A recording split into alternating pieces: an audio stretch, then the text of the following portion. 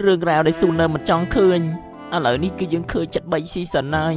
season 5ឡើងខ្លាំងដល់ពេលដល់ season 6ឡើងយ៉ែបតែនៅតែអាចលើកពៀនតែ season 7 ហើយ season 8 នេះពិបាកភ្នែកកលាករដូរដូចស៊ីបាយពួកគាត់ខំលេងអត់បាយអត់ទឹកអ្នកខ្លះចូលក្លឹបដើរផឹកដើរស៊ីលយហួសកប់សេរីនិយាយលេងនេះអានឹងក៏ប្លែកសើចមួយ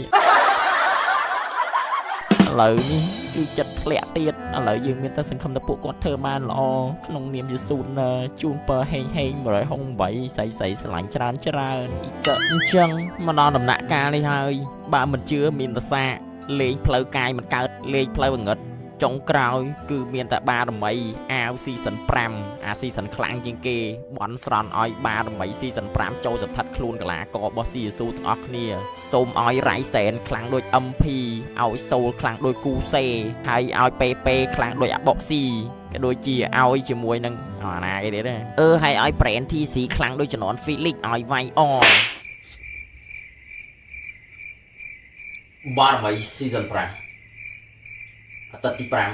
5សូមមកឡើង play off VR Flazer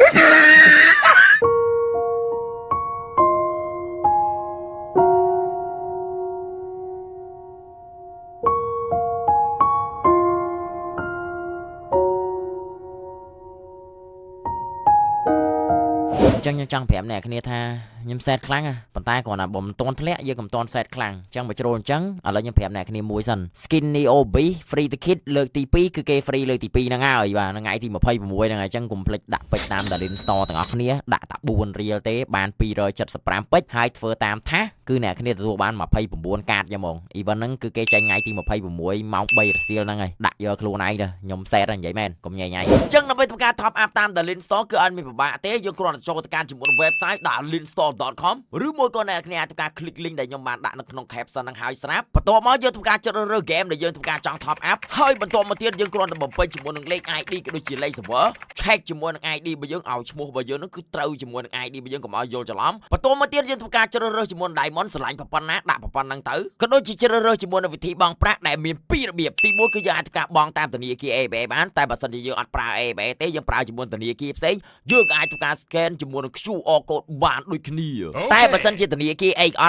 ត់បញ្ហាយើងអាចធ្វើការផ្ញើលុយតាមវិញតាម True Money ឬមួយក៏ Mobile Bank ផ្ញើលុយអីផ្សេងបានដូចគ្នាយើងគ្រាន់តែធ្វើការឆាតទៅកាន់ Telegram គាត់ឬមួយក៏ Messenger គាត់នៅខាងក្រោមហ្នឹងទៅគឺយើងឆាតទៅប្រាប់គាត់តាមហ្នឹងបាញ់លុយគាត់ទៅជាការស្រេចហើយជាចុងក្រោយគឺកុំភ្លេច click ជាមួយនឹងពាក្យថា Don ផងដើម្បីយើងទទួលបានជាមួយនឹងវិក័យប័ត្រស្រួលកំពេចកំពុកការងារកូនក្មេងតែតែមួយ click ទេគឺបានយកមកហើយសម្រាប់ Darlin Store ក៏គាត់មានទទួលជាមួយនឹងការកក់ Diamond ទុកដែរឧទាហរណ៍តែយើងមានជាមួយនឹង event អីផ្សេងដែលយើងរៀបចំថានឹងដាក់ Diamond ដើម្បីទទួលបានជាមួយនឹង ticket អីផ្សេងហ្នឹងគឺកុំភ័យ Darlin Store គឺទទួលកក់ទៀតបើជាមួយនឹង Diamond អញ្ចឹងដើម្បីធ្វើការកក់ជាមួយ Diamond អ្នកគ្នាអាចធ្វើការឆាតទៅជាមួយនឹង Facebook page របស់ Darlin Store ឬមួយក៏អ្នកគ្នាអាចធ្វើការឆាតទៅ Telegram របស់គាត់ផ្ទាល់ហើយបន្ទាប់មកយើងធ្វើការបង់លុយបង់អីឲ្យទៅគ្រាន់តែថាយើងចង់បានថ្ងៃណាយើងប្រាប់គាត់ថ្ងៃហ្នឹងទៅគ្រាន់តែថាដល់ម៉ោងដល់វេលាភ្លាម Diamond គឺនឹងហោះចូល account អ្នកគ្នាលឺសូរតែផ្លុក